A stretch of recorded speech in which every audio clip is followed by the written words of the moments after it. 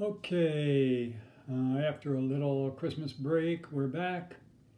Hope you had a good holiday and enjoyed working on the Christmas music that we worked on. So I was kicking around some ideas, and as you know, you can feel free to give input at any time for song ideas. I chose Here Comes the Sun by the Beatles because it's a nice little guitar tune to play. Has a lot that can be learned in the process of learning how to play it. So that's what I chose. So we're going to talk about this from a few different angles. First of all, when we play this, we're capoed up on the, I'm going to be going back and forth here to show you things. We're capoed up on the 7th fret, and we're going to be using a D chord position. So if we're capoed all the way up there, what this actually is an A chord. So if we take that D chord from way down here and we move it up, D sharp, E, F, F sharp, G, G sharp, A, we end up using the D shape, but the chord is actually an A chord. Okay? So capoing at the 7th can be a little tight because the frets are pretty close together. But if for some reason you really had a lot of trouble playing it up there, you can just capo it, instead of the 7th fret, you can capo it on the 5th fret or whatever. But in order to play along with the Beatles, which we hope to do sometime in the future, we'd want to be up here on the 7th fret. And we will also eventually talk about playing some just rhythm without the capo to the song. So one of the first things that I want to show you that's really important in learning how to play the song is the right hand is really important. Because what happens on the right hand here is that it basically just goes and does this continuous up and down motion like that. I'm going to go ahead and play the introduction to the song and just show you how that right hand just keeps this nice relaxed up and down motion. 1, 2, 3, 4.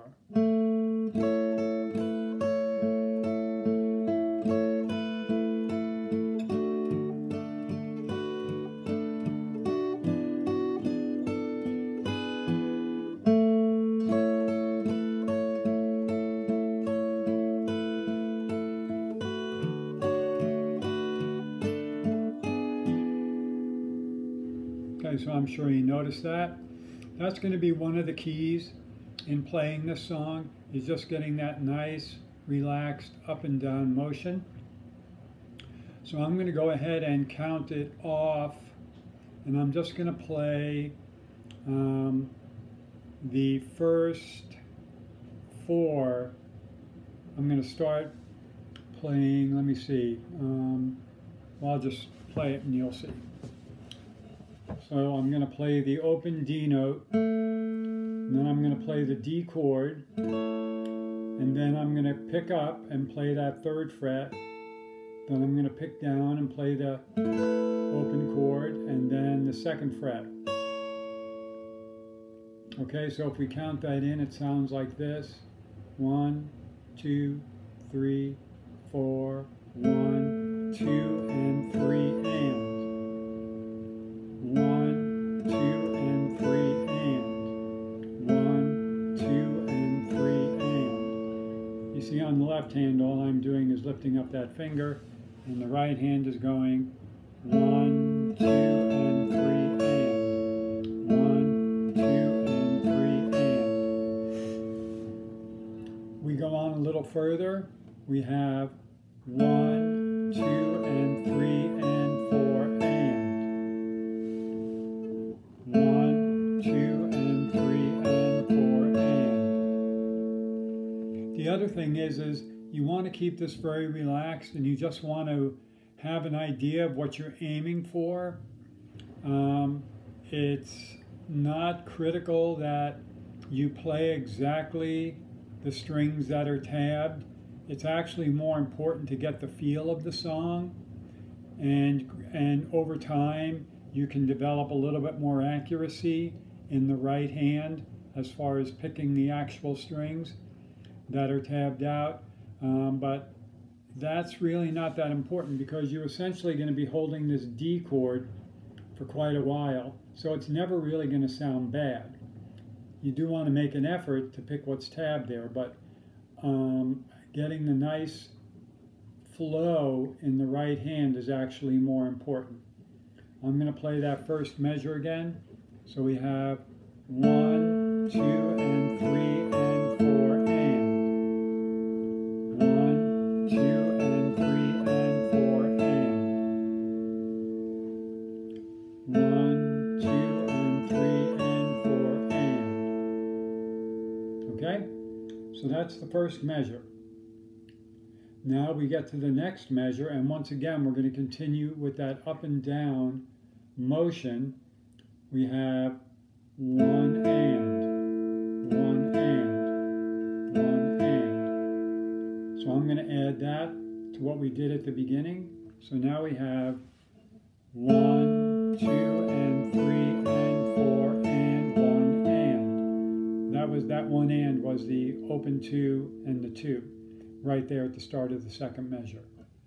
From the beginning, 1, 2, 3, 4, 1, 2, and 3, and 4, and 1 and.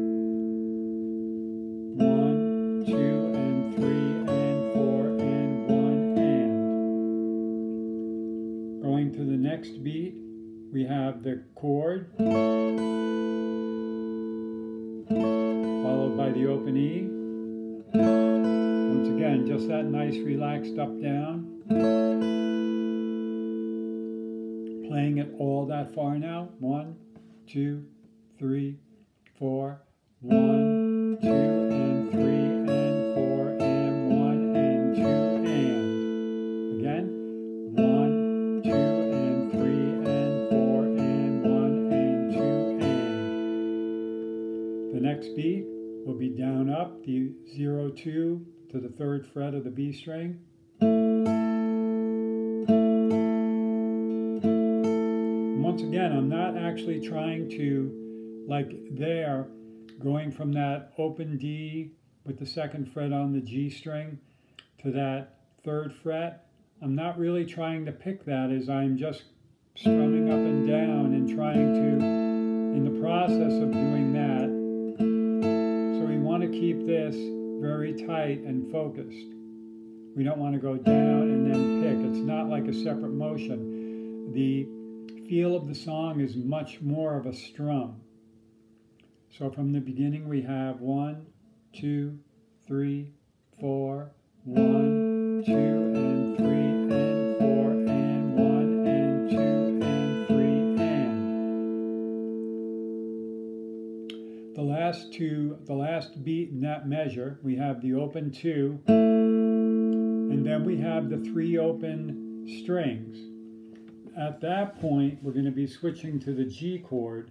So when we get to those 3 open strings, we want to play those 3 open strings, and in the process of doing that, move the 2nd finger, the middle finger, down to the 3rd fret of the low E string and get ready to play the next line. So we're coming off that last beat, then I'm playing the first beat of the next measure. I'll put that all together so you can see it. 1, 2, 3, 4, 1, 2, and 3, and 4, and 1, and 2, and 3, and 4, and 1. Again, 1, 2, 3, 4, 1, 2, and 3, and 4, and 1, and 2, and 3, and 4, and 1. One more time. 2, 3, 4, 1.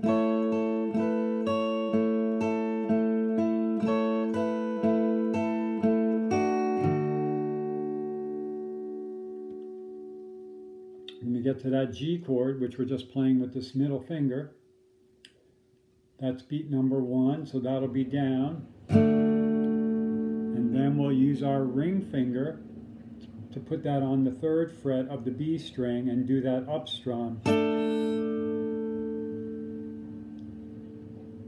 Down again with the the 3rd fret of the low E. 3 open strings, hitting the bottom again, bottom again, and then 3 open strings. I'm going to put that second line together. 1, 2, 3, 4. 1, 2, 3, 4. 2, 3, 4.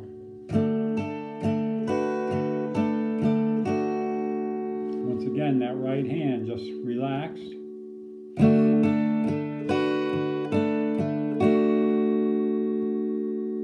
I'm going to put that together from the beginning. 1, 2, 3, 4, 1.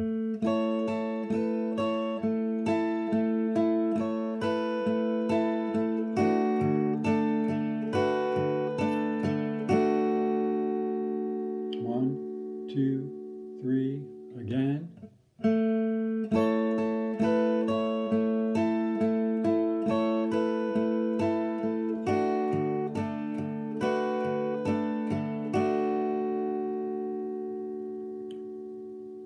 We get to the final measure. So what I want you to notice is at the end of the second line, we have those 3 open strings.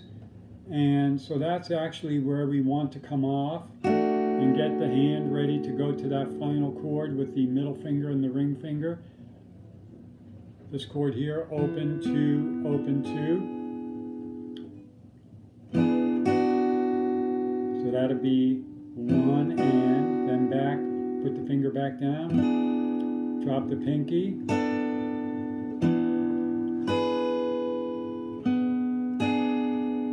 I'm going to play that last line all together so you hear it all together. 1, 2, 3, 4.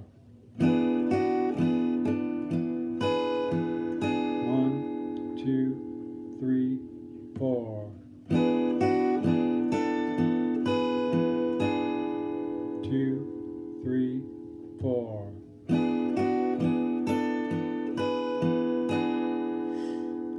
I'm going to put the whole thing together, and what I want you to observe is the only time we're not doing an 8th note is at the very beginning. We're playing that 1 open D. Nothing comes after that but the chord on the very next beat. So that's 1, 2. After that, everything is a continuous up and down, like a non-stop stream of notes. 1, 2, 3, 4.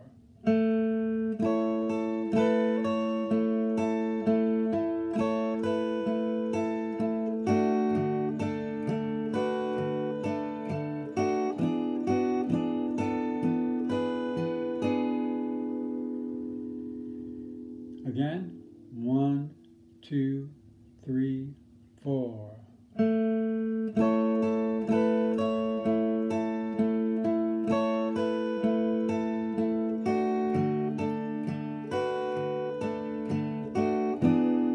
I stop there because I want you to notice how the hand came off. I'm going to take it from the second line, going to the third line, and notice how I use those 3 open strings at the end of the second line to get to the chord at the beginning of the third line.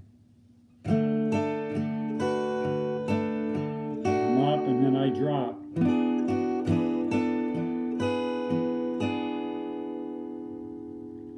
From the beginning, 1, 2, 3, 4.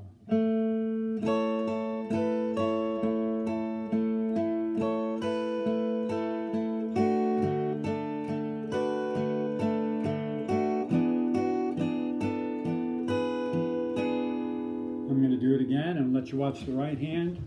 So again, we want to keep it tight and focused and relaxed. 1, 2, 3, 4.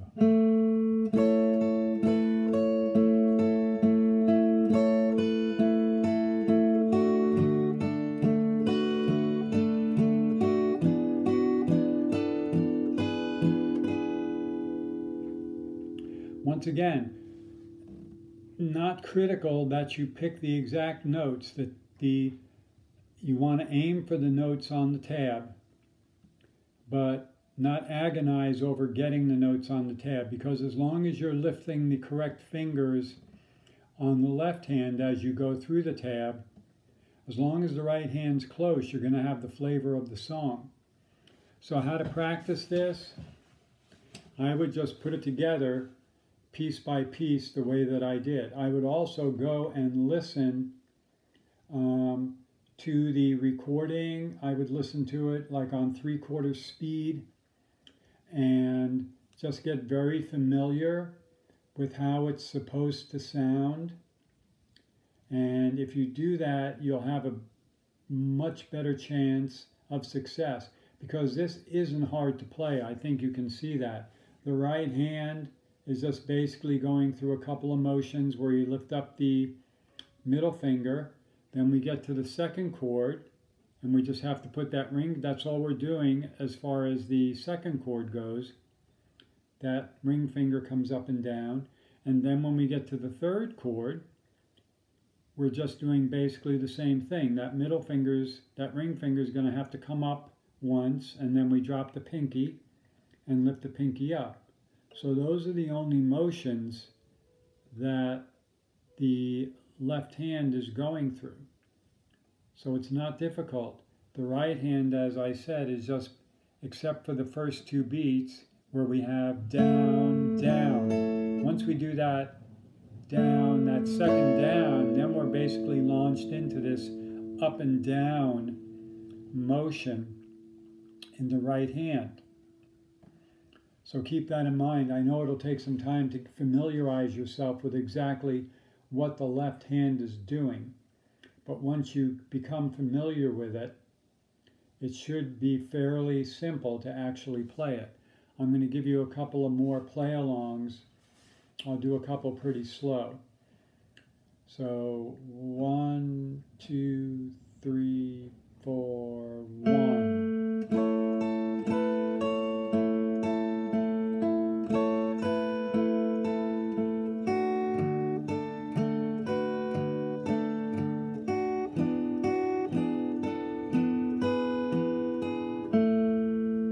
Again, 1, 2, 3, 4. 1, 2.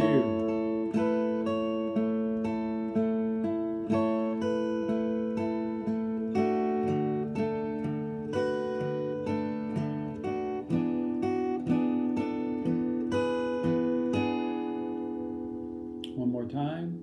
2, 3, 4, 1.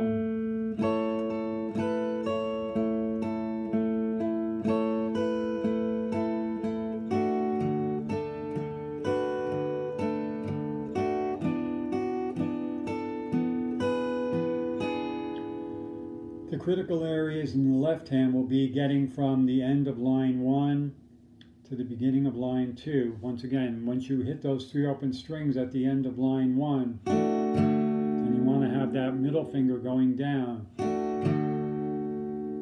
to that G chord, and then once again the 3 open strings getting to at the end of the second line, going to the chord at the beginning of the third line. Okay?